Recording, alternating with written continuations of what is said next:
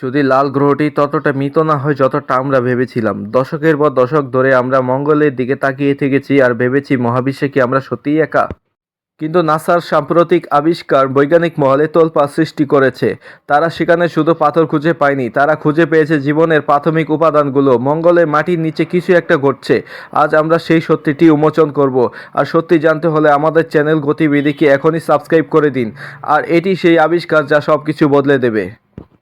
চিনে নিন জিজেরো ক্রেটারকে। 3 বিলিয়ন বছর আগে এটি ছিল উত্তাল নদীর উপত্যকা। আজ এটি একটি জমাট বাঁধা মরুভূমি। নাসার পার্সিভারেন্স রোভার এখানে কয়েক মাস ধরে খনন কাজ চালাচ্ছে এবং শেষমেশ এটি বড় সাফল্যের দেখা পেয়েছে। পলিমাটির স্তর একটি উচ্চ ঘনত্বের জৈব পদার্থের সন্ধান পেয়েছে। এখন জৈব মানে এখানে এলিয়েন তা কিন্তু নয়, তবে এর মানে হলো মহাজাগতিক প্রাণ সৃষ্টির সব উপকরণ সেখানে মজুদ আছে। শার্লক নামক একটি যন্ত্র ব্যবহার করে নাসা এই পাথরগুলো স্ক্যান করেছে এবং এমন কিছু অণু পেয়েছে যা সেখানে থাকার কথা নয় যদি গ্রহটি সম্পূর্ণ বন্ধা বা প্রাণহীন হয়। এটি অনেকটা মরুভূমির মাঝখানে একটি পায়ের ছাপ খুঁজে পাওয়ার মতো যেখানে কারো থাকার কথা ছিল না। কিন্তু মজার ব্যাপার হলো এগুলো সাধারণ কোনো জৈব পদার্থ নয়। এগুলো ঠিক সেই ধরনের অণু যা পৃথিবীর প্রাচীন জীবনাশ্মগুলোতে পাওয়া যায়। কিন্তু নাসা শুধু অতীতে প্রাণের খোঁজ করছে না, তারা ভবিষ্যতে প্রাণের জন্য প্রস্তুতি নিচ্ছে। রোবটটি যখন জীবনাংশ খুঁজছে তখন মক্সি নামক যন্ত্রটি আক্ষরিক অর্থেই মঙ্গল গ্রহে শ্বাস নিচ্ছে। এটি মঙ্গলের বায়ু থেকে সফলভাবে অক্সিজেন তৈরি করেছে।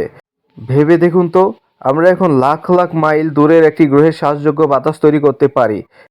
এর সাথে মঙ্গলের মাটির নিচে নাসার খুঁজে পাওয়া বিশাল বরফের ভাণ্ডারের কথা চিন্তা করলে হঠাৎ করে মনে হবে মঙ্গল আর কোনো কবরস্থান নয়, এটি এখন মানবতার পরবর্তী আবাসস্থল তৈরির একটি নির্মাণাধীন এলাকা। কিন্তু দাঁড়ান, এখানে একটি টুইস্ট আছে যা নিয়ে নাসা খুব একটা উচ্চবাক্য প্রকাশ করছে না। কিছু বিজ্ঞানী মঙ্গলের বায়ুমণ্ডলে অদ্ভুত মিথেন গ্যাসের আধিক্য লক্ষ্য করেছেন, যা একটি নির্দিষ্ট ঋতুচক্র মেনে চলে। পৃথিবীর 90% মিথেন গ্যাস আসে জীবন্ত প্রাণী দেহ থেকে।